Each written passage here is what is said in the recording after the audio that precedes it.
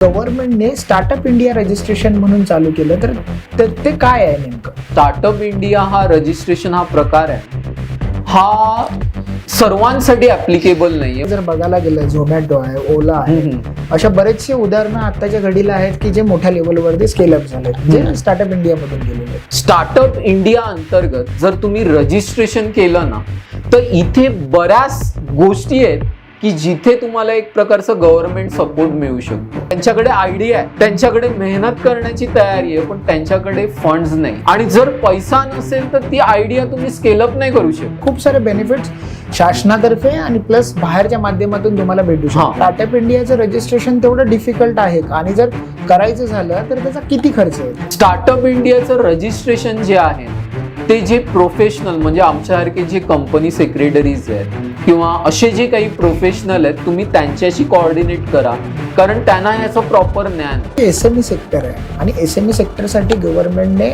माझ्या मते MSME registration अंतर्गत उद्यम रजिस्ट्रेशन केलेलं. हे किती इम्पॉर्टंट आहे एसएमई सेक्टरला? जास्तीत जास्त लोकांना बिझनेस मध्ये उतरण्यासाठी गव्हर्नमेंट एक प्रकारे सपोर्ट करतं. आणि सर्वात महत्वाचं जर सांगायचं झालं ना, सचिन सर, एक गोष्ट अशी आहे की आपण बऱ्याच वेळेला उद्योग करत असतो, बिझनेस करत असतो, आणि मग त्यामध्ये एक प्रश्न येतो की ट्रेडमार्क हा नेमका रजिस्टर कधी करावा. तर त्याच्याबद्दल तुम्ही काही डिटेलमध्ये सांगू शकाल का? नक्कीच सर, एकदम सुंदर क्वेश्चन तुम्ही विचारला. बऱ्याच अंशी काय होतं की एखादा माणूस आपला नवा बिझनेस चालू करतो, त्याला बऱ्याचशा गोष्टींची कल्पनाही नसते की बाबा ट्रेडमार्क असं काही अस्तित्वात असतं की नाही, हेही माहिती नसतं. आणि जरी कोणी सांगितलं की ट्रेडमार्क रजिस्टर कर, तरी सुद्धा त्याच्या मनात एक धाकधूक असते की बाबा आपला बिझनेस पुढे सक्सेसफुल होईल की नाही, मग कशाला या लिगल गोष्टींमध्ये पडा. बऱ्याच वेळेला त्याला ट्रेडमार्क बद्दलचं तेवढं नॉलेज नसतं किंवा ते गरजेचंच आहे असं वाटत नाही. आणि बऱ्याच अंशी ह्या गोष्टींकडे एक दुर्लक्ष केलं जातं. आता मला एक सुंदर तुम्हाला एक उदाहरण द्यावंसं वाटेल की जे एकदम पॉप्युलर उदाहरण आहे. आता तुम्ही माय डेंटिस्ट ही नाव हे तुम्ही ऐकलं असेल, एकदम प्रसिद्ध डेंटल क्लिनिक त्यांची बऱ्याच ठिकाणी आहेत, मुंबई सारख्या ठिकाणी. जेव्हा ह्यांनी बिझनेस सुरू केला, त्यांनी काय केलं, ट्रेडमार्क रजिस्टर केला नाही आणि अशाच प्रकारे आपला बिझनेस चालू ठेवला. आणि तुम्ही बघाल तर फारच कमी वेळात ह्यांना एक कॅची नाव, हे जे नाव आहे ना, हे लोकांशी खूप लवकर असोसिएट झालं आणि खूप चांगल्या प्रकारात त्यांना रिस्पॉन्स मिळाला आणि लोकांच्या डोक्यात हे नाव चांगल्या प्रकारे भिनलं गेलं, माय डेंटिस्ट म्हणून. आणि लोक, अरे माय डेंटिस्ट म्हटलं ना, अरे इथे डेंटल ट्रीटमेंट होतं, हा असं एक डोक्यात लोकांच्या मनात गेलं. बट अनफॉर्च्युनेटली जे ह्यांचे ओनर होते त्यांनी तो ट्रेडमार्क रजिस्टर केला नाही आणि एका दुसऱ्या माणसाने ते नाव घेतलं आणि ते नाव ट्रेडमार्क रजिस्टर केलं.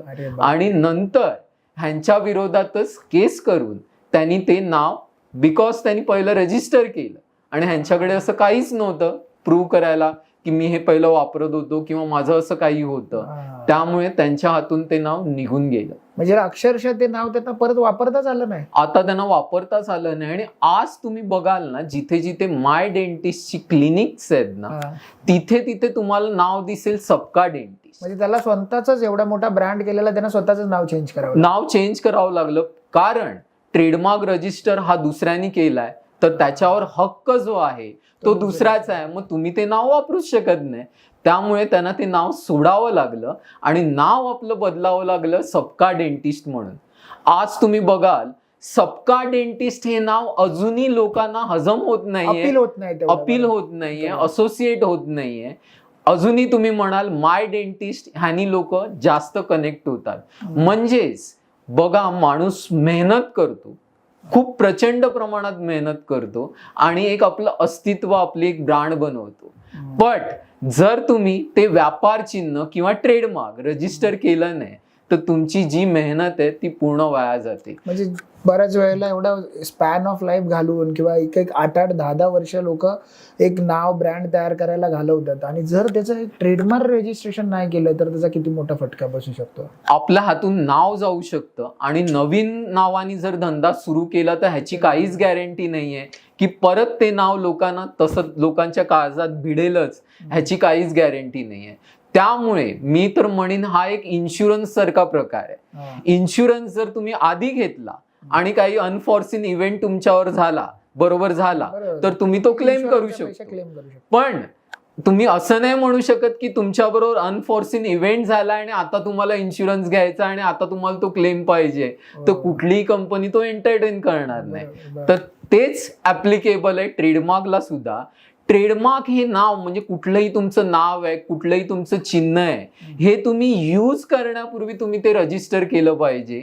तरच पुढे ते तुम्हाला प्रोटेक्ट, तुमची जी ब्रँड आहे ते प्रोटेक्ट करू शकतं. म्हणजे कधीही तुम्ही असा विचार नाही केला पाहिजे की जेव्हा माझी खूप मोठं नाव होईल, खूप मी बाजारात पॉप्युलर होईन, तेव्हा आपण ह्या सर्व गोष्टींकडे बघूया, तेव्हा आपण रजिस्टर करूया. जर तुम्ही असा विचार केला तर तिथपर्यंत खूप उशीर झाला असेल आणि तुमच्या हातून ते नाव गेलं असेल. त्यामुळे सर्वात महत्वाचं आहे ते नाव किंवा ते चिन्ह यूज करण्यापूर्वीच तुम्ही ते ट्रेडमार्क रजिस्टर करा आणि आपली ब्रँड प्रोटेक्ट करा आणि आपला बिझनेस खूप मोठ्या उंचीवर न्या. सर, मग हे ट्रेडमार्क रजिस्ट्रेशन करणं म्हणजे नेमकं काय करणं? म्हणजे बऱ्याच वेळेला रजिस्ट्रेशन आपण करतो, नेमकं काय म्हणजे गव्हर्नमेंट डिपार्टमेंटमध्ये त्याची नोंदी करणं किंवा काय, ती संपूर्ण प्रोसेस तुम्ही काय सांगू शकाल का? एकदम सिंपल शब्दात जर सांगायचं झालं ना, तर ट्रेडमार्क मध्ये कसं असतं, आपण जे नाव वापरतो बिझनेसचं ते नाव असतं किंवा त्याच्याबरोबर कुठली आर्टिस्टिक इमेज असेल तर ती इमेज सुद्धा आपण रजिस्टर करू शकतो. आणि अजूनही त्याचे काही प्रकार आहेत की ज्याच्यात कलर हे सुद्धा कन्सिडर केलं जातं. ह्या व्यतिरिक्त साऊंड, जसं आपण पुढे जाऊ ह्यावर मी अजून एलॉबरेटेड एक्झाम्पलही देईन की जेणेकरून तुम्हाला हे समजणं खूप सोपं होईल. म्हणजे तुमच्या मते जर बिझनेस करायचा असेल तर सगळ्यात पहिली स्टेप त्याची ती ट्रेडमार्क रजिस्ट्रेशन असू शकते असं म्हणता येईल का? येस. आता हे इंटेलेक्च्युअल प्रॉपर्टी राईट्स, बौद्धिक संपदा, हे लॉज आहेत, हे कायदे आहेत आणि त्या अंतर्गत ट्रेडमार्कची ऑफिसेस आहेत काही महत्वाच्या ठिकाणी. तर तिथे आपल्याला ते अप्लाय करावं लागतं आणि त्याची काही अशी टेक्निकल प्रोसेस आहेत की जो तुमचा प्रोफेशनल आहे तो त्याची बरोबर काळजी घेतो. तुम्हाला त्याकडे बघण्याची गरज नाही आणि तो व्यवस्थितरित्या तुम्हाला ते रजिस्टर करून देतो. मग सर, बऱ्याच वेळेला असा पण प्रश्न पडतो की एखादं नावाजलेला एखादा ट्रेडमार्क असेल, एखादा लोगो असेल, त्या लोगोमध्ये थोडेफार चेंजेस करून, जसं एखादा आर असेल आणि तो खूप फेमस आहे, त्या आरला वेगळ्या पद्धतीने थोडंसं दाखवून आपण रजिस्ट्रेशन करू शकतो का? कारण बऱ्याच वेळेला आहेत ना, हे करत असताना बरीच लोक त्याच्यासाठी प्रयत्न करतात. मग त्याच्यासाठी तुम्ही काय सांगू शकाल का? सर, हे खूप महत्वाचं आहे.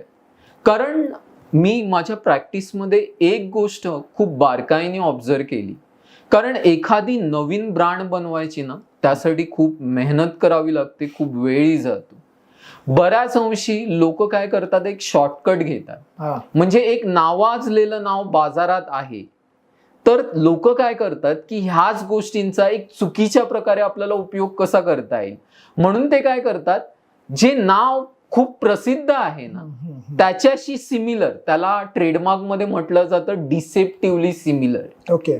तर अशा प्रकारे काहीतरी गोष्ट करून येतात. म्हणजे आता तुम्ही जर नेस्ले ही ब्रँड ऐकली तर त्याच्यामध्ये NESTLE असं आहे. बरोबर. तर काही जण डिसेप्शन काय करतात, निसली म्हणजे तिथे ई नसताना आय केलं जातं आणि अशा प्रकारे त्याचा उपयोग केला जातो.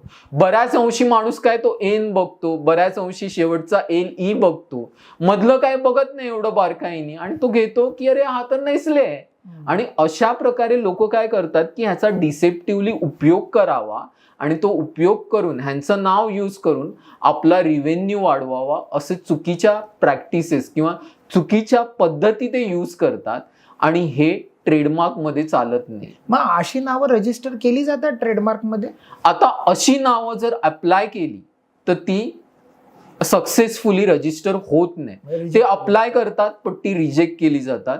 एक सिंपल एक उदाहरण द्यायचं झालं तर स्टारबक्स कॉफी हे खूप नावाजलेलं आहे, आताच्या घडीला खूप मोठा ब्रँड आहे.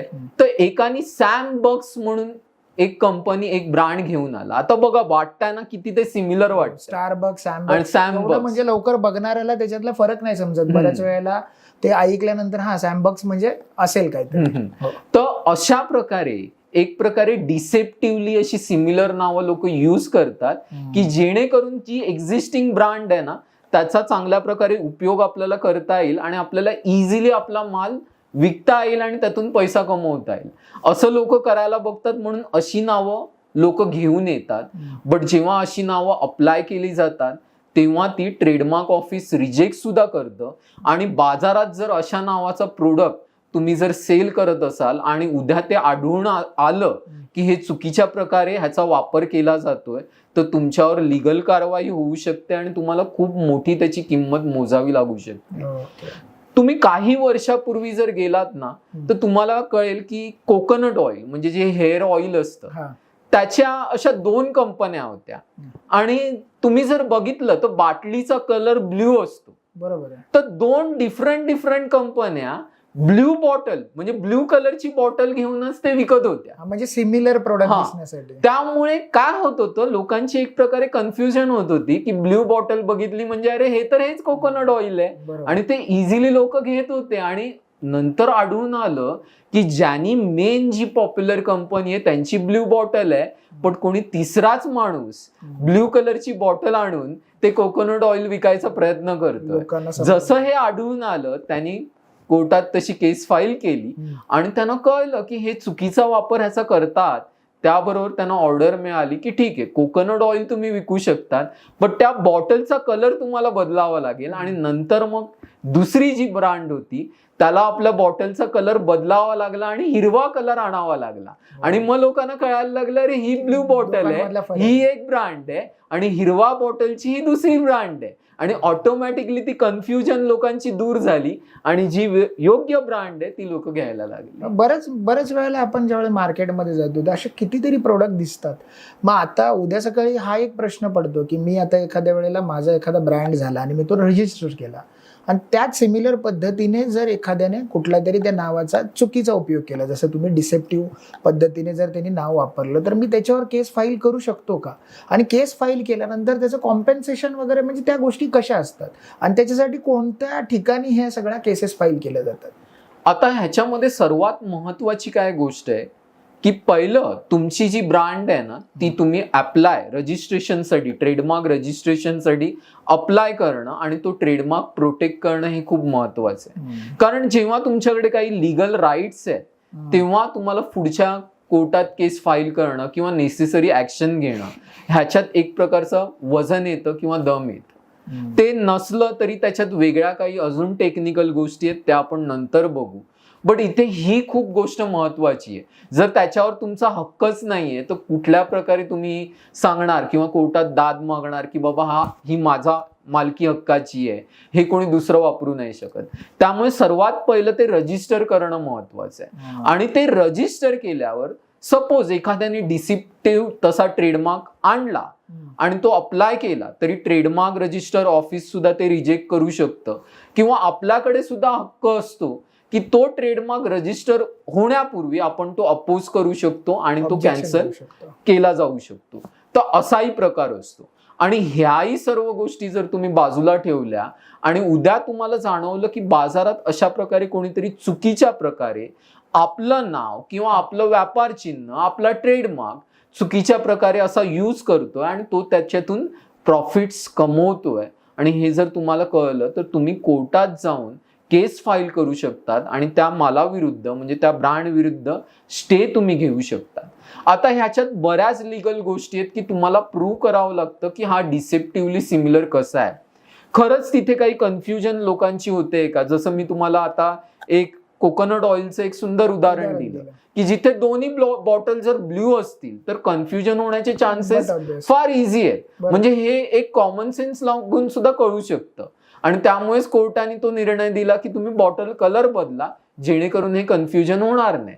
तर असं हे ऍक्च्युअली दिसत असेल तर प्रमाणित ते करण्यात येतं आणि त्याच्यानंतर एक डिटर्मिनेशन पद्धत असते की एक साधारण तुमचा मंथली माल एवढा विकला जातोय पण बिकॉज हा माल बाजारात आणल्यामुळे जे तुमचं आधीचं हे अँटिसिपेशन होतं त्यामध्ये तुम्हाला कळलं की बाबा हा माल एवढा नाही विकला गेला माझं हे नुकसान झालं किंवा माझं हे प्रॉफिट गेलं किंवा ह्या व्यतिरिक्त असंही होऊ शकतं की एखाद्याने डिसेप्टिव्हली तसा माल विकला आणि उद्या त्यांनी तो चुकीच्या क्वालिटीचा विकला आणि कोणाला त्यातून नुकसान झालं, काही प्रॉब्लेम झाला, तर त्याच्या विरोधात जर कोणी दुसऱ्यांनी केस केली आणि तुमच्या विरोधात काही डॅमेजेस मागितले आणि तुम्ही हे प्रूव्ह केलं की दुसऱ्या माणसाने जर चुकीचं हे केलेलं आहे, तर जे नुकसान भरपाई आहे तुम्ही त्या दुसऱ्या ज्या चुकीच्या प्रकारे उपयोग केला गेला आहे त्या ब्रँडकडनं ती नुकसान भरपाई घेऊ शकता. म्हणजे तुम्हाला असं म्हणायचं आहे की माझं एखादं प्रोडक्ट आहे ज्याचा मी ट्रेडमार्क केलेला आहे,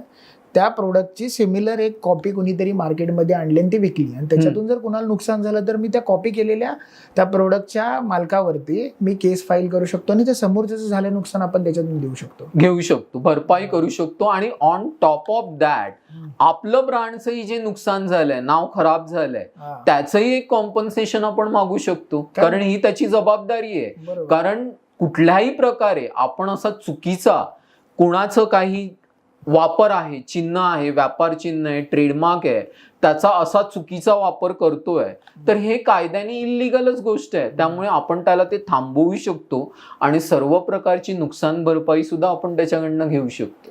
म्हणजे सर बऱ्याच वेळेला असंच होतंय ना की बरीचशी लोक ह्या ट्रेडमार्ककडे जेवढी सिरियसली पाहिजे तेवढी नाही. म्हणजे मला तरी असं वाटतंय की इंडियामध्ये ज्या पद्धतीने ट्रेडमार्ककडे बघितलं पाहिजे त्या पद्धतीने लोक बघत नाहीत. एक मोठा ब्रँड झाला पाहिजे, जसं मग अशी तुम्ही उदाहरण दिलं सबका डेंटिस्टचं, आणि मग कुठे ना कुठेतरी तो मोठा प्रॉब्लेम क्रिएट होतो. तर मग हे ट्रेडमार्क ज्यावेळी रजिस्टर करतो त्यावेळी त्या रजिस्ट्रेशनमध्ये प्रॉपर पद्धतीने म्हणजे त्याचं नाव रजिस्टर होतं का लोगो रजिस्टर होतो, काय सांगू शकाल याच्यात?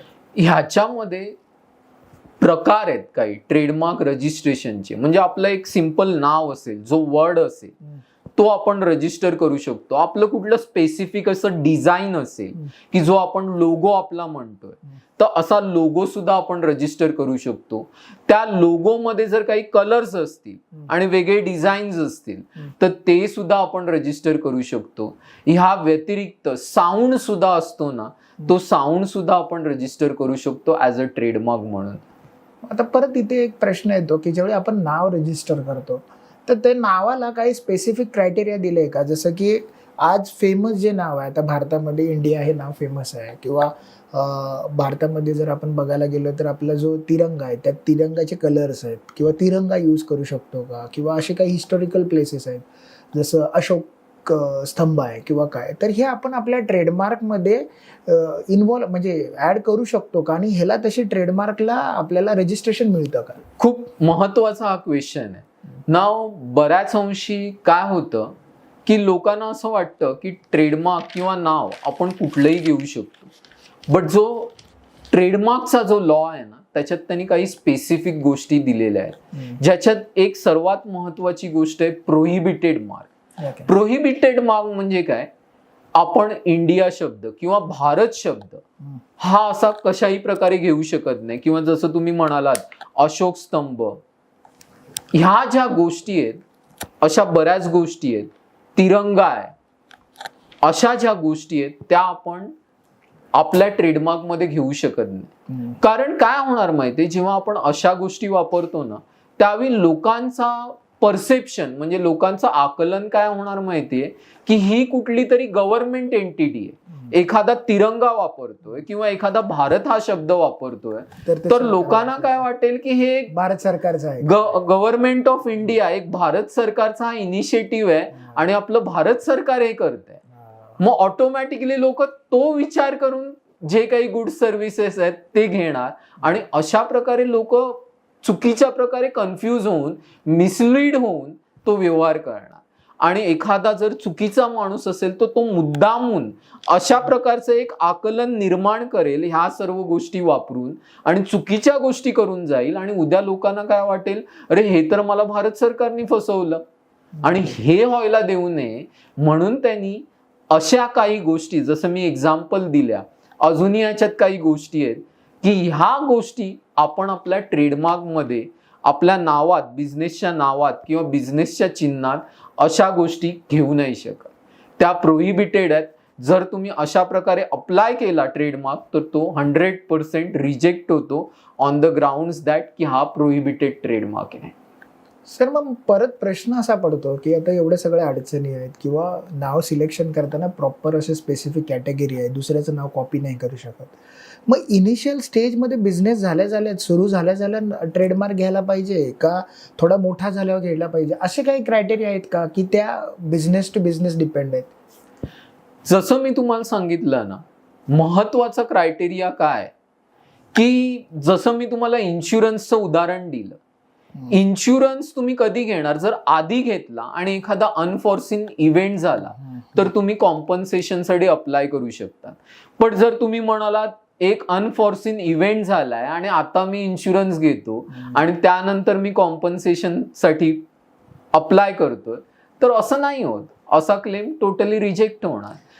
त्यामुळे जेव्हा तुम्ही एखादा बिझनेस सुरू करत असाल ना, तो जो तुमचं काही युनिक नाव आहे किंवा युनिक जो लोगो आहे किंवा युनिक ते चिन्ह आहे, ते मी म्हणेन की वापरण्यापूर्वीच तुम्ही अप्लाय करा. कारण एकदा तुम्ही ते नाव बाहेर काढलं, आज सोशल मीडियावर एखादी गोष्ट तुम्ही बाहेर आणली तर ती व्हायरल इतक्या प्रचंड प्रमाणात होते की ती कोणाकोणाकडे जाईल आणि कोण त्याचा कसा उपयोग करेल तुम्हाला कळणार सुद्धा नाही.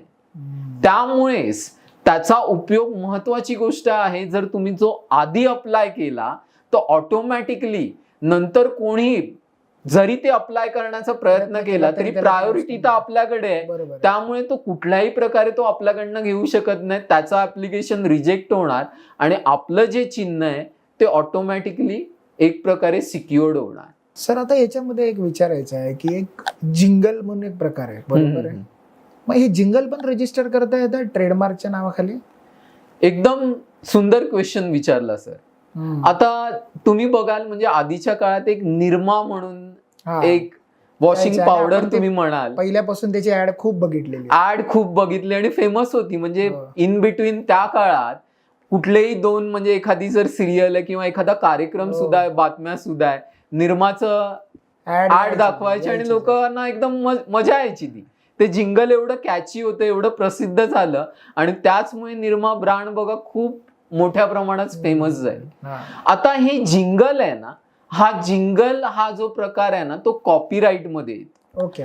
कॉपीराईट आणि ट्रेडमार्क हे दोन वेगवेगळ्या गोष्टी आहेत. आता जसं मी तुम्हाला म्हणालो, ट्रेडमार्क म्हणजे कसं असतं की बिझनेसचं नाव आहे, बिझनेसचं एखादं चिन्ह आहे, त्याच्यानंतर काही त्या चिन्हात काही कलर्स आहेत, त्याच्यानंतर एखादी साऊंड सुद्धा आहे. तर अशा प्रकारच्या गोष्टी आपण ट्रेडमार्क अंतर्गत रजिस्टर करू शकतो.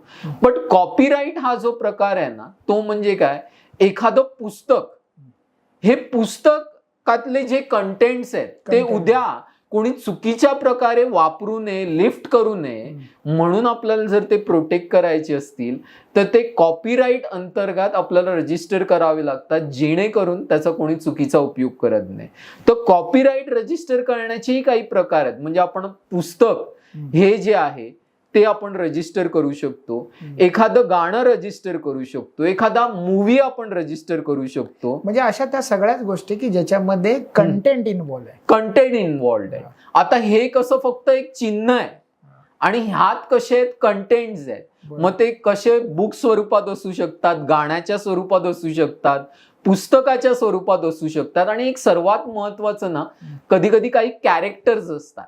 आता कॅरेक्टर मध्ये एक सर्वात मला सुंदर तुम्हाला सांगावं असं वाटेल, जर स्पायडरमॅन हा मूवी तुम्ही बघितलाच असेल तर त्याच्यामध्ये स्पायडरमॅन, ग्रीन गॉब्लिन असे जे कॅरेक्टर्स आहेत ते कॅरेक्टर सुद्धा आपण रजिस्टर करू शकतो.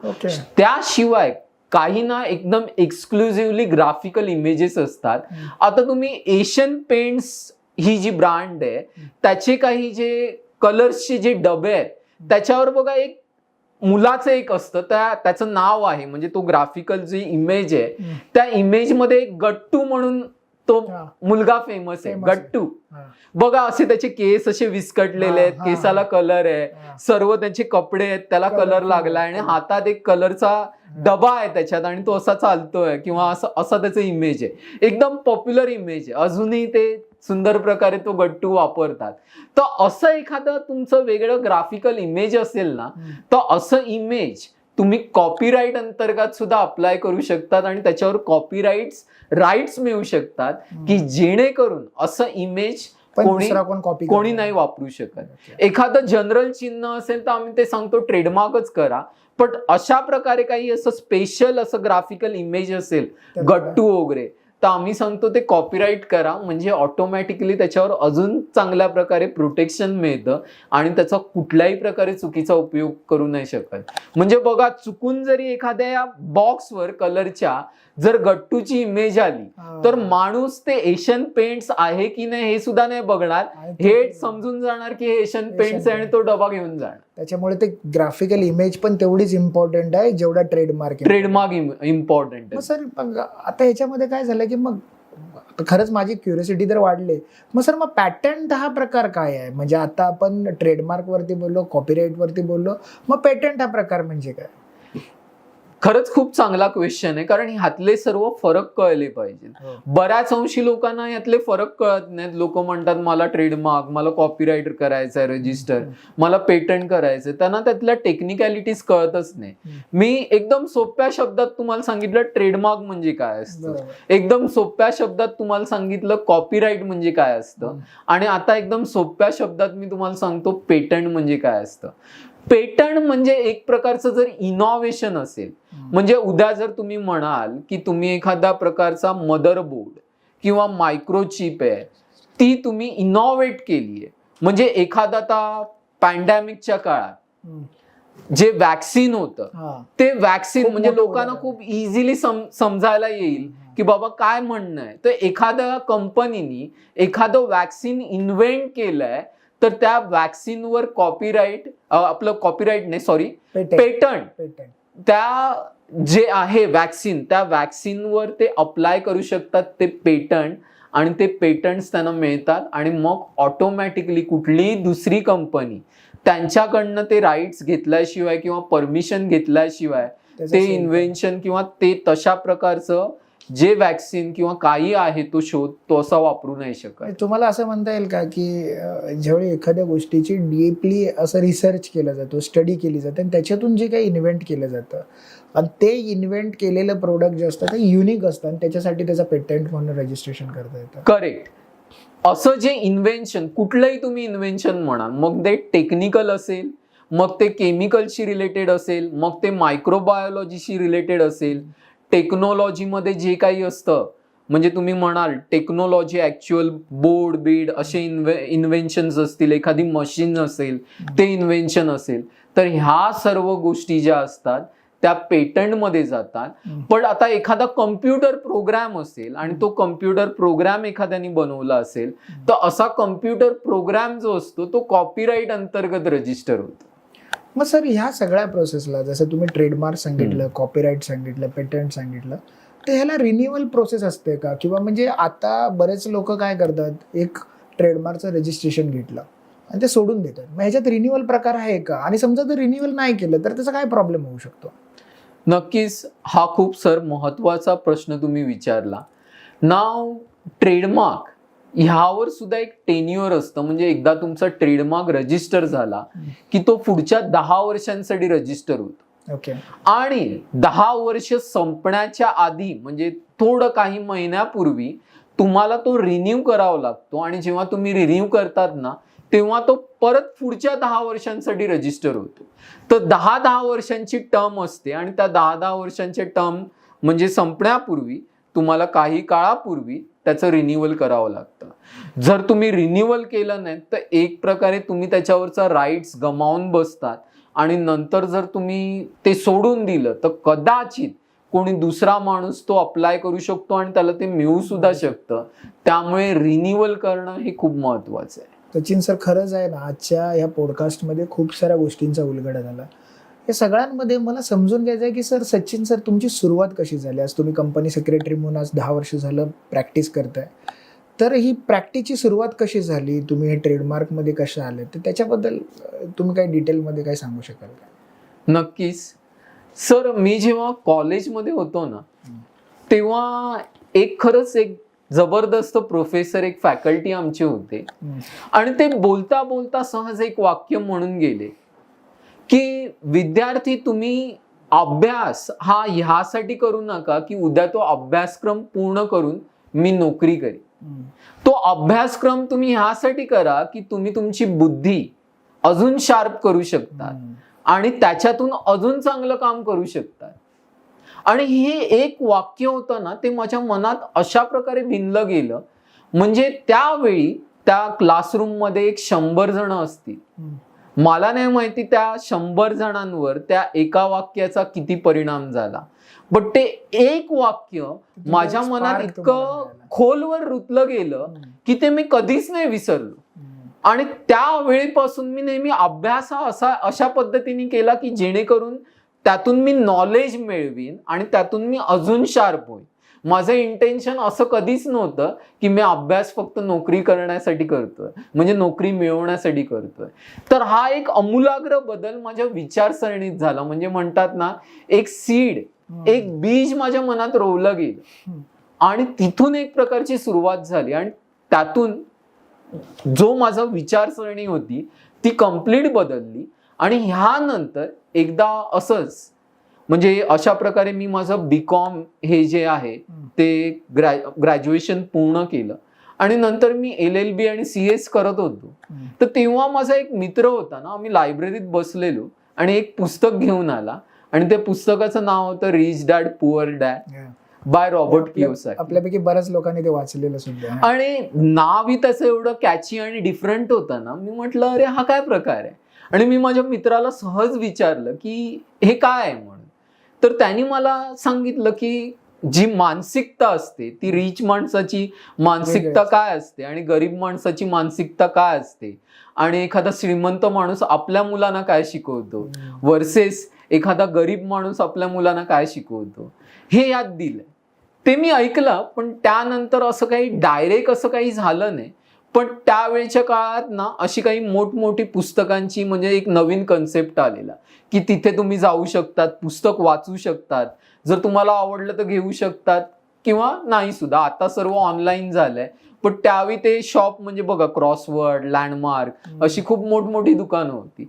तर मी असंच त्या दिवशी एका दुकानात गेलेलो आणि समोरच त्यांनी ही पुस्तकं लावलेली, रिच डॅड पुअर डॅड. आणि काय माहिती नाही, माझं त्या पुस्तकाकडे लक्ष गेलं. मी ते पुस्तक उचललं, थोडंफार वाचलं आणि असं झालं की बाबा हे पुस्तक काहीतरी आहे आणि जबरदस्त आहे.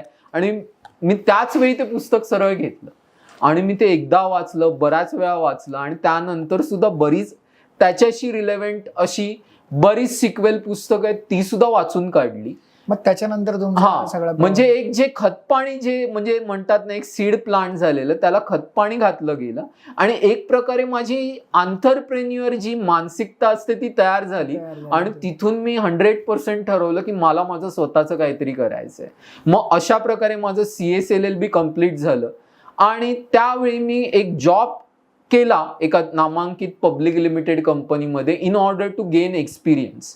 एक चांगला एक्सपिरियन्स मी मिळवला आणि त्यानंतर जसं माझ्या मनात एक कायमचं रुतलं गेलेलं की मला माझं स्वतःचं काहीतरी करायचंय, मग त्यानंतर मी तो जॉब सोडला आणि स्वतःची प्रॅक्टिस केली आणि आज गेले 10 वर्ष मी ती प्रॅक्टिस करतो आणि एक देवाच्या कृपेने एक खरंच चांगल्या प्रकारे माझी प्रॅक्टिस चालू आहे. सर, तुमच्या या प्रॅक्टिससाठी माझ्या टीमतर्फे पण तुम्हाला खूप साऱ्या शुभेच्छा. पण सर, मला एक समजून घ्यायचं आहे की कंपनी सेक्रेटरी म्हटलं तर कंपनी लॉ कुठे ना कुठेतरी आला, त्याचबरोबर कंपनीचे रजिस्ट्रेशन्स आले, वेगवेगळ्या पद्धतीने आले, प्रायव्हेट लिमिटेड, पब्लिक लिमिटेड.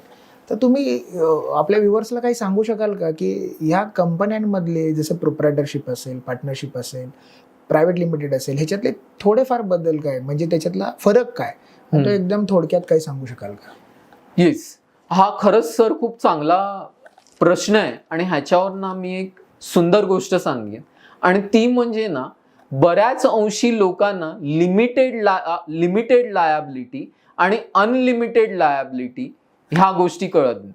आता जर तुम्ही सोल प्रोप्रायटरी म्हटलं आणि पार्टनरशिप म्हटलं तर त्याच्यात लायबिलिटी अनलिमिटेड असते आणि कंपनी म्हटलं तर त्याच्यात लायबिलिटी लिमिटेड असते.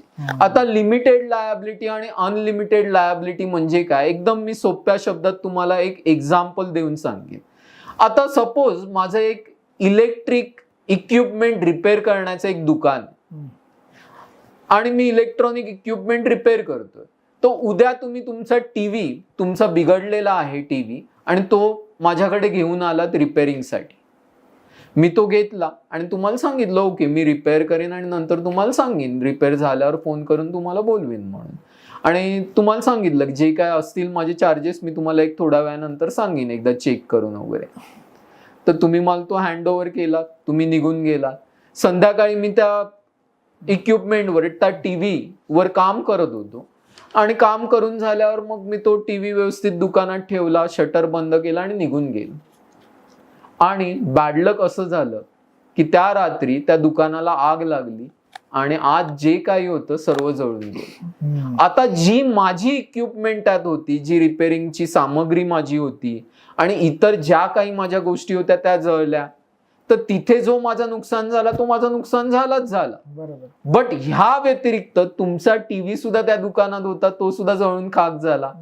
तर बट ऑब्वियस तुमच्या ज्या टीव्हीची नुकसान भरपाई आहे ती तुम्ही माझ्याकडनं मागणार. बट ऑब्वियस जनरली आपण तसंच करतो. म्हणजे माझी जे नुकसान झालं ते लिमिट नाही राहणार, त्या व्यतिरिक्त इतरांचंही जे काही नुकसान झालंय त्याची भरपाईची माझ्यावर जबाबदारी येणार. म्हणजे ऑटोमॅटिकली माझी लायबिलिटी अनलिमिटेड होणार.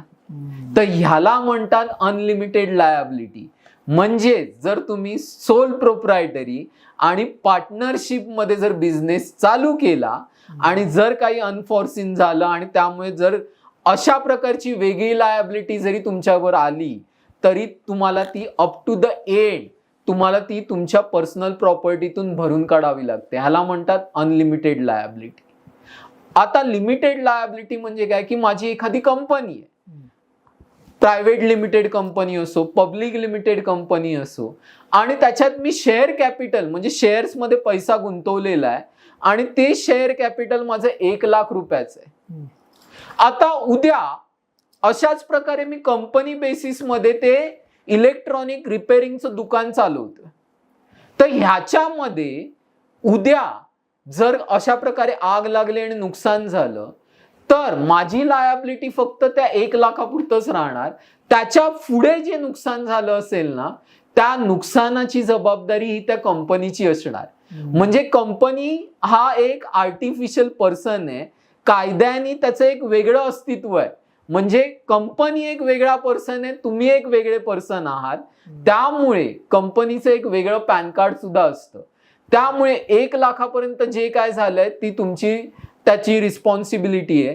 त्यानंतर सपोज टोटल नुकसान माझं 10 लाख रुपये झालं असेल तर पुढचं 9 लाख रुपयाचं जे नुकसान असतं ना ती जबाबदारी फक्त कंपनी आणि कंपनीचीच असते.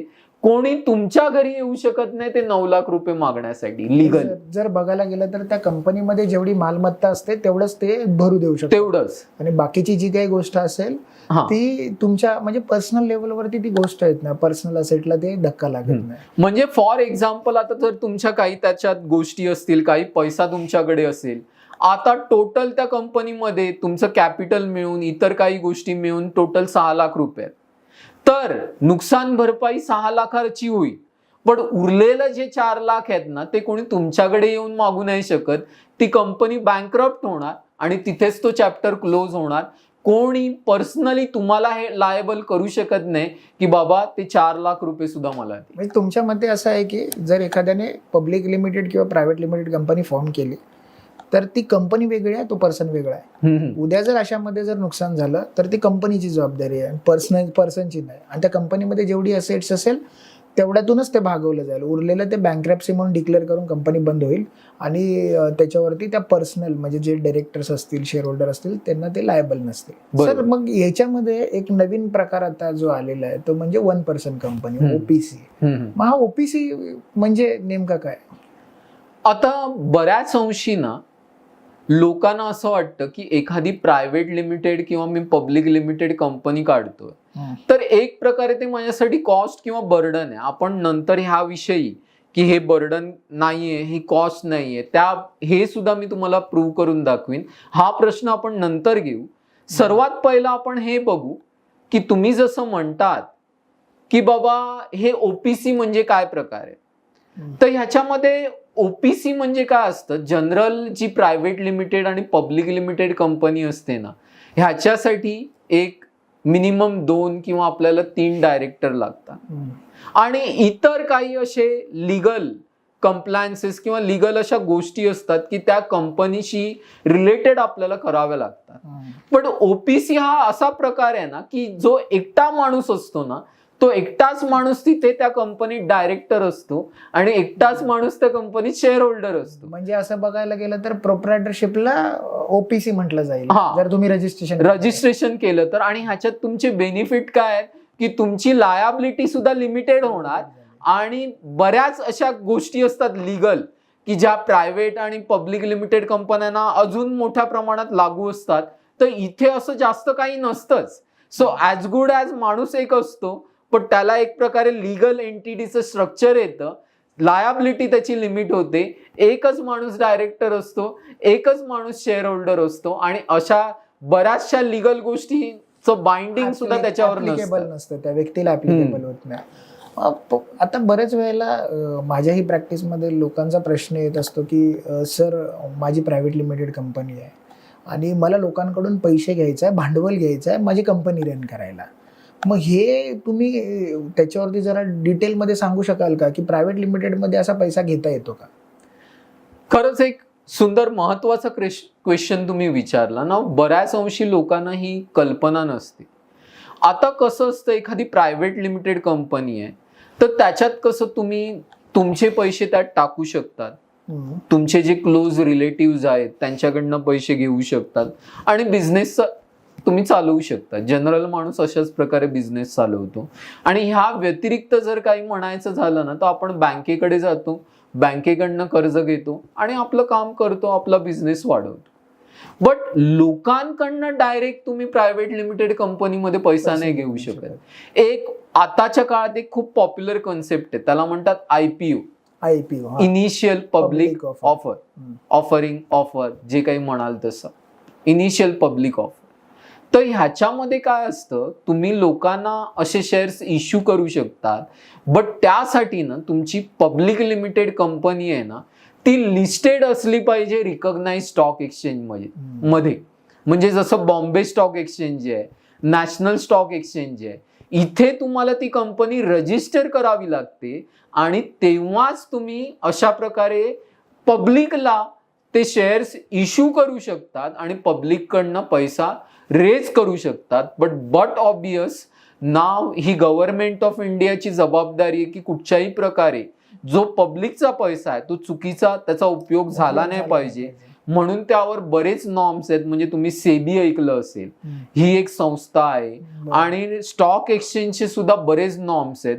मग जेव्हा जिथे पब्लिक पैसा येतो त्यात बरेच स्ट्रिक्टर नॉर्म्स असतात आणि कुठल्याही प्रकारे असं चुकीच्या प्रकारे लोकांचा पैसा युटिलाइज करायला होऊ नये, केला जाऊ नये, ह्याची ते काळजी घेतली जातात. तशा प्रकारचे डिस्क्लोजर त्यांना दिले जातात. म्हणजे प्रायव्हेट लिमिटेड कंपनीमध्ये जो लोकांचा चुकीचा समज आहे की आपण पब्लिककडून पैसा घेऊ शकतो, तर तो ह्या ठिकाणी तुम्ही म्हणायला गेला तर तो घेऊच नाही शकत. मग प्रायव्हेट लिमिटेडमध्ये एखाद्या वेळेला कंपनी ज्यावेळी वाढवायची असते अशा वेळेला ते कुणाकडून पैसा घेऊ शकतात? मग जे डायरेक्टर आहेत त्या डायरेक्टरकडनं तुम्ही पैसा घेऊ शकतात, जे शेअर होल्डर आहेत त्यांच्याकडनं तुम्ही पैसा घेऊ शकतात आणि जे रिलेटिव्ह ऑफ डायरेक्टर आहेत, म्हणजे आता नवरा बायको डायरेक्टर आहेत आणि त्यांचे आई वडील आहेत, ते डायरेक्टर नसतील पण ते आई वडिलांकडनं पैसे घेऊ शकतात. बरं, ह्याच्या व्यतिरिक्त प्रायव्हेट लिमिटेडमध्ये दुसरा कोणी पब्लिकली पैसा इन्व्हॉल्व्ह होत नाही? पब्लिकली पैसा नाही घेऊ शकत. म्हणजे हे जसं मी तुम्हाला म्हणालो की जे डायरेक्टर आहेत त्यांचे रिलेटिव्ह आहेत, शेअर होल्डर आहेत, ह्यांच्याकडनं तुम्ही पैसा रेज करू शकतात आणि तो वापरू शकतात. आणि ह्या व्यतिरिक्त बँकेकडनं तुम्ही पैसा घेऊ शकतात. मग बँक तुमच्याकडनं बड ऑब्वियस कोलॅटरल सिक्युरिटी मागेल आणि देईल, इंटरेस्ट वगैरे. वगैरे. मग जर असा काही बिझनेस इन्व्हॉल्व्ह होत असेल आणि ज्याच्यामध्ये पब्लिकचा पैसा इन्व्हॉल्व्ह होत असेल, जसं कॉपरेटिव्ह सेक्टर असेल काही, तर अशा लोकांना पब्लिक लिमिटेड करणं गरजेचं आहे आणि पब्लिक लिमिटेड करून त्याला लिस्टेड करणं गरजेचं आहे. बरोबर आहे.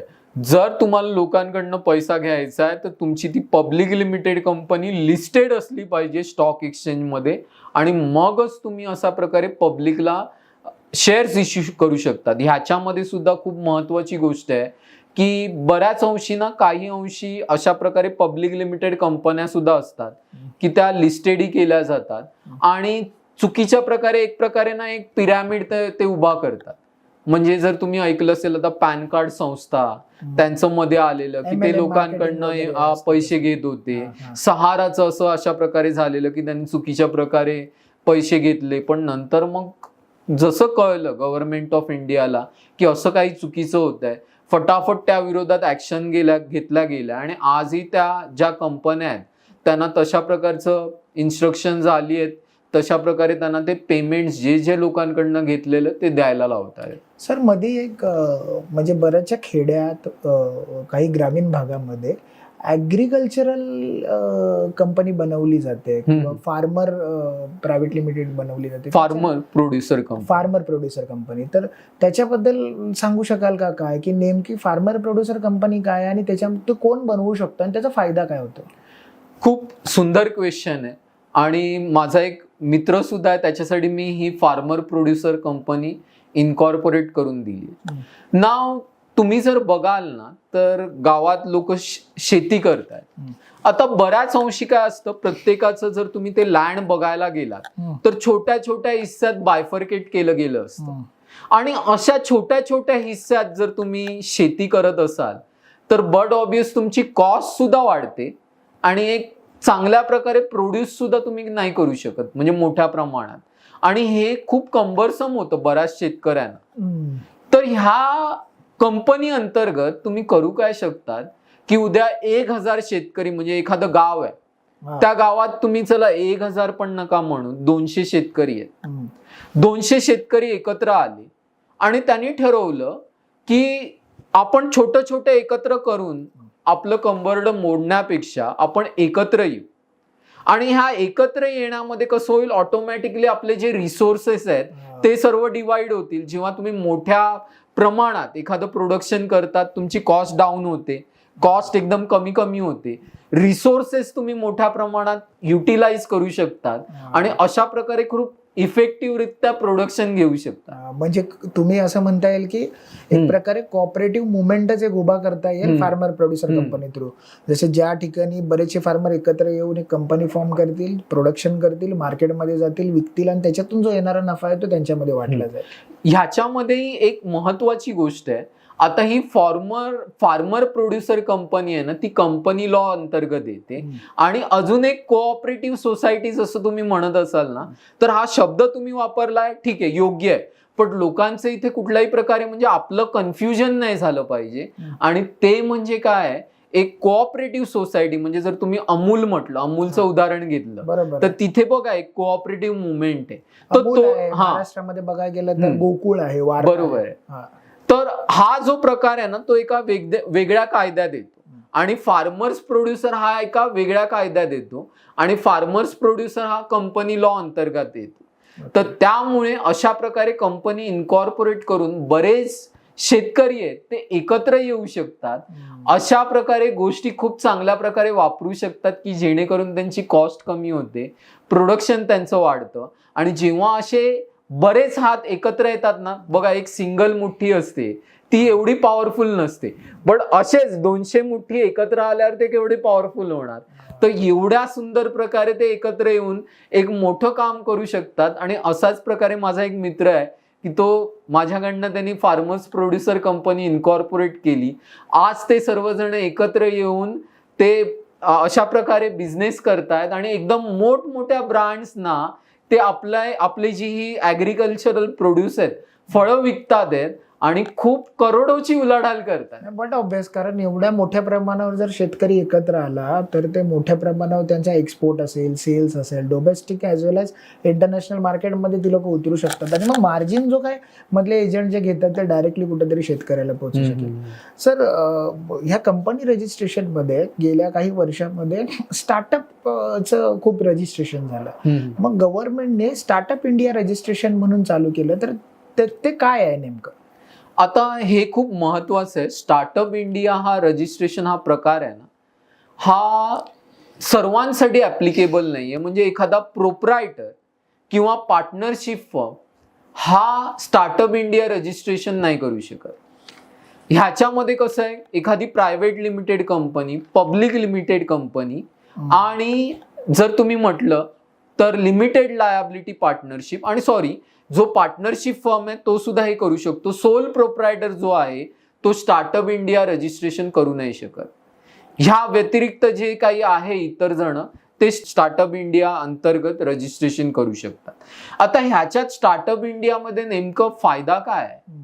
आता बऱ्याच प्रमाणात जर तुम्ही बघितलं की आजकाल बरेच तरुण वेगवेगळं काही बिझनेस आयडिया घेऊन येतात आणि त्या आयडियाला टेक्नॉलॉजीची जोड देतात आणि अशा प्रकारे एक मोठा बिझनेस स्केल अप करायला बघतात. बरोबर. आताच्या घडीला जर बघायला गेलं, झोमॅटो आहे, ओला आहे, अशा बरेचसे उदाहरणं आताच्या घडीला आहेत की जे मोठ्या लेवलवरती स्केल अप झालेत, जे स्टार्टअप इंडिया मधून गेलेले आहेत.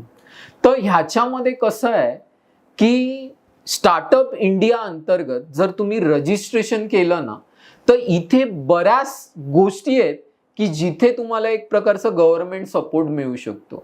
बऱ्याच स्कीम्स आहेत. म्हणजे ह्याच्यामध्ये जर तुम्ही म्हणाल, गव्हर्नमेंट कॉस्ट असते ना ट्रेडमार्कची, ती सुद्धा एक अर्धी होती. त्याच्यानंतर पेटंट वगैरे कॉस्ट आहे ती सुद्धा अर्धी होती. आणि सर्वात महत्वाचं म्हणजे ना, आपल्या गव्हर्नमेंट ऑफ इंडियानी अशा काही स्कीम स्टार्टअप इंडियासाठी काढलेल्या आहेत की जेणेकरून ना, आता स्टार्टअप वाल्यांना सर्वात महत्वाची काय गोष्ट आहे की फंडिंग, पैसा.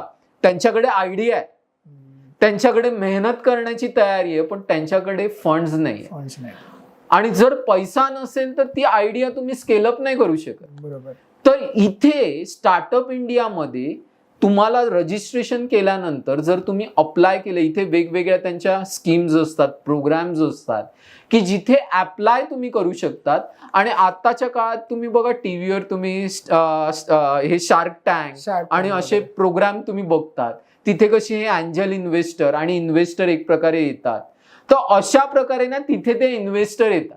म्हणजे स्टार्टअप इंडियाच्या अंतर्गत रजिस्ट्रेशन केल्यानंतरला खूप सारे बेनिफिट्स शासनातर्फे आणि प्लस बाहेरच्या माध्यमातून तुम्हाला भेटू शकतात. अशा प्रकारे म्हणजे एकदम सोप्या शब्दात सांगायचं झालं ना, तर फंडिंग मिळते आणि असे जे एकदम एक्सपिरियन्स बिझनेस असतात ना, ते तुम्हाला सपोर्ट देऊ शकतात. ते त्यांचे रिसोर्सेस वापरतात, ते त्यांचं स्किल, त्यांचं डोकं, त्यांचं नॉलेज वापरतात आणि अशा प्रकारे तुम्हाला ऍक्च्युअली ती आयडिया आहे ती रिअलिस्टिक प्रकारे सक्सेसफुल करून द्यायला मदत करू शकतात. सर, याच्याच पुढचा प्रश्न असा पडतो की मग स्टार्टअप इंडियाचं रजिस्ट्रेशन तेवढं डिफिकल्ट आहे का, आणि जर करायचं झालं तर त्याचा किती खर्च येतो? स्टार्टअप इंडियाचं रजिस्ट्रेशन जे आहे ना, ते जे प्रोफेशनल म्हणजे आमच्यासारखे जे कंपनी सेक्रेटरीज आहेत किंवा असे जे काही प्रोफेशनल आहेत, तुम्ही त्यांच्याशी कोऑर्डिनेट करा, कारण त्यांना ह्याचं प्रॉपर ज्ञान आहे. मग तुम्हाला कुठल्याही प्रकारे तुम्ही एकदा त्यांच्याकडे हे काम सोपवलं की निर्धास्तपणे तुमचं काम होईल, कुठलंच तुम्हाला काही प्रॉब्लेम होणार नाही. आम्ही एकदम इझी प्रकारे करून देऊ. सर, मग आता हे सगळे रजिस्ट्रेशन झाले, वेगवेगळ्या पद्धतीचे झाले. आपण आतापर्यंत प्रायव्हेट लिमिटेड बद्दल बोललो, त्याच्याबरोबर स्टार्टअप्स बद्दल बोललो, पण जे एसएमई सेक्टर आहे आणि एसएमई सेक्टरसाठी गव्हर्नमेंटने माझ्या मते एमएसएमई रजिस्ट्रेशन अंतर्गत उद्यम रजिस्ट्रेशन केलेलं आहे. मग हे किती इम्पॉर्टंट आहे एसएमई सेक्टरला, किंवा जे स्मॉल ट्रेडर्स असतात त्यांना कितपत त्याची इम्पॉर्टन्स आहे? एमएसएमई रजिस्ट्रेशन खरंच किंवा उद्योग रजिस्ट्रेशन करणं खरंच गरजेचं आहे? खूपच महत्वाचा प्रश्न तुम्ही विचारला सर. म्हणजे मी तुम्हाला सांगतो, आज जास्तीत जास्त लोकांना बिझनेसमध्ये उतरण्यासाठी गव्हर्नमेंट एक प्रकारे सपोर्ट करत आहे आणि तो सपोर्ट म्हणजे हा एक प्रकारचा एमएसएमई किंवा उद्यम प्रकार आहे. ह्या अंतर्गत तुम्ही रजिस्टर केलं तर म्हणजे गव्हर्नमेंट थ्रू जर काही एमएसएमईचा त्यात सपोर्ट असेल तर एक्झिबिशन मध्ये तुम्ही पार्टिसिपेट केलं ना, तर ते स्टॉलचा वगैरे जो काही खर्च असतो ना, त्यात ही सवलत मिळते. म्हणजे तुम्ही बाहेर एक्झिबिशनला गेलात तर तुमची प्लेन कॉस्ट काही हे असेल तर त्यातही तुम्हाला रिम्बर्समेंट मिळतं. ट्रेडमार्क रजिस्ट्रेशन असेल, पेटंट रजिस्ट्रेशन असेल, त्याचंही रिम्बर्समेंट तुम्हाला मिळू शकतं. म्हणजे अशा बऱ्याच स्कीम आहेत. आणि सर्वात महत्वाचं जर सांगायचं झालं ना, तर एमएसएमईना वाचवण्यासाठी, म्हणजे बऱ्याच अंशी एखाद्याने बिझनेस केला, माल पोचवला आणि उद्या त्याला पैसाच नाही मिळाला तर मग तो काय करणार? मग ते होऊ नये ना, म्हणून ह्या एमएसएमई मध्ये गव्हर्नमेंटनी अशा प्रकारचं एक सेटअप बनवलंय की दुसरा माणूस त्यांना अशा प्रकारे फ्रॉड करून संपवू नाही शकणार. MSME अशा प्रकारे त्यात असे रूल आहेत 45 डेजचे की समोरच्यानी जर नाही पेमेंट केलं तर तोच ट्रबल मध्ये येणार, आणि अशा प्रकारे गव्हर्नमेंट MSME वाल्यांना सपोर्ट करून वाचवते. त्यामुळे सर्वांनी ह्याचं, जो नवा बिझनेसमन आहे MSME वाला आहे, त्यांनी नक्कीच यात रजिस्ट्रेशन केलं पाहिजे. सर मगाशी जसं आपण ट्रेडमार्क वरती बोललो, डिटेलमध्ये बोललो, तर दोन प्रश्न एक मला आता या ठिकाणी पडले. सगळ्यात म्हणजे महत्वाचं म्हणजे ट्रेडमार्क मध्ये कलर कॉम्बिनेशन असं काय येतं का? म्हणजे कलर रजिस्ट्रेशन करणं गरजेचं असतं का? खूप महत्वाचं आहे. आता एक केस स्टडी मी सांगेन आणि एकदम शॉर्टर ह्याच्यामध्ये सांगेन. पेपाल ही एक बाहेरच्या देशातली कंपनी आणि आपली एक कंपनी आहे पेटीएम. जर त्याच्यामध्ये बघा पे हा शब्द कॉमन आहे, आणि जर तुम्ही त्यांचे कलर कॉम्बिनेशन बघाल ना, एकदम असा लाईट ब्ल्यू आणि डार्क ब्ल्यू असेच कलर कॉम्बिनेशन त्यात वापरलेत, तर पेटीएम वर म्हणजे त्या पेपालनी अशा प्रकारे ऑब्जेक्शन घेतलेलं की तुम्ही हे एक प्रकारे डिसेप्टिव्हली वापरतात. तर नंतर काही प्रॉब्लेम्स त्यांचे झालेले मध्ये, पण ते आता सॉर्ट आउट झालेत, ते बाहेर निघालं. म्हणजे अशा प्रकारे जर तुमचा कलर कोणी चुकीच्या प्रकारे वापरत असेल तर त्याच्यावर प्रोहिबिशन मिळतं. म्हणूनच बघा कॅडबरीचं जे रॅपरचा कलर आहे, जो एक प्रकारे एकदम युनिक डार्क ब्ल्यू किंवा मला वाटतं की जांभळा कलर, जांभळ्यापेक्षाही एक सुंदरच कलर आहे तो, आणि पर्पल कलर म्हणतात बघा, असं तुम्हाला वेगळं रॅपर कुठेच नाही मिळणार. म्हणजे अशा प्रकारे कलर सुद्धा प्रोटेक्ट होतो. सर एक शेवटचा आणि महत्वाचा की ट्रेडमार्क मध्ये साऊंड पण येतो का? म्हणजे मगाशी तुम्ही सांगितलं की कॉपीराइट्स मध्ये येतात, पण ट्रेडमार्क मध्ये साऊंड रेकॉर्डिंग वगैरे असं काय होतं का? काय? हो नक्कीच. आता एअरटेलची ट्यून बघा केवढी युनिक आहे. जेव्हा एअरटेल नवीन बिझनेस मध्ये आलेला ना, तेव्हा जी आय थिंक AR रहमाननी बघा ती ट्यून बनवलेली, आणि ती ट्यून सतत म्हणजे ती ऍड टीव्हीवर लागायची, आणि काही जणांचे कॉलर ट्यून सुद्धा त्याच होत्या, आणि ती एवढी कॅची आणि मस्त वाटायची, ते ऐकूनच मजा यायची. आणि त्यावेळी ती एवढी फेमस झाली की प्रत्येकाच्या त्या मोबाईलला कुठे ना कुठेतरी ती रिंगटोन असायचीच. तर अशा प्रकारे हे जे साऊंड असतं ना, ते सुद्धा ट्रेडमार्क करता येतं, आणि हे ट्रेडमार्क केलं तर कोणी ते चुकीच्या प्रकारे वापरू नाही शकत. म्हणूनच बघा ती एअरटेलची जी ट्यून आहे ती कोणी दुसरा माणूस नाही वापरू शकत नाही. तशाच प्रकारे ती प्रोटेक्टेड आहे. सर खरंच आज बघायला गेलं तर आपल्यापैकी जो बराचसा व्ह्युअर वर्ग आहे तो अशा क्षेत्रातून आलाय. आपल्या ह्या चॅनलचा मूळ उद्देश तोच आहे की ह्या लोकांपर्यंत हे ट्रेडमार्क काय, कंपनी रजिस्ट्रेशन काय, टॅक्सेशनचं नॉलेज काय हे पोहोचवणं. आणि खरंच आज तुम्ही वेळात वेळ काढून ह्या ठिकाणी आलात आणि तुमचं खूप साऱ्या अशा इन्साईट्स आम्हाला दिल्यात. मला अपेक्षित आहे की हा व्ह्युअर्स वर्गाला ते खरंच गरजेची आहे. आणि तुम्हा सगळ्यांना पण मी सांगू इच्छितो की जर अशाच पद्धतीचं जर तुम्हाला काही ऐकायचं असेल किंवा हा संपूर्ण पॉडकास्ट जर तुम्हाला आवडला असेल तर ह्या पॉडकास्टला आमच्या चॅनलला सबस्क्राईब करा आणि शेअर करायला विसरू नका, जेणेकरून एखादा नवीन उद्योजक, नवीन होतकरू तरुण ह्या सगळ्या प्रवासामध्ये कुठे ना कुठेतरी ह्या सगळ्या इन्फॉर्मेशनचा वापर करून एक भविष्यातली मोठी कंपनी तयार करेल. धन्यवाद सर, आज तुम्ही ह्या ठिकाणी आलात आणि आम्हाला खरंच खूप चांगल्या पद्धतीने मार्गदर्शन केलं, त्याबद्दल खरंच धन्यवाद. धन्यवाद.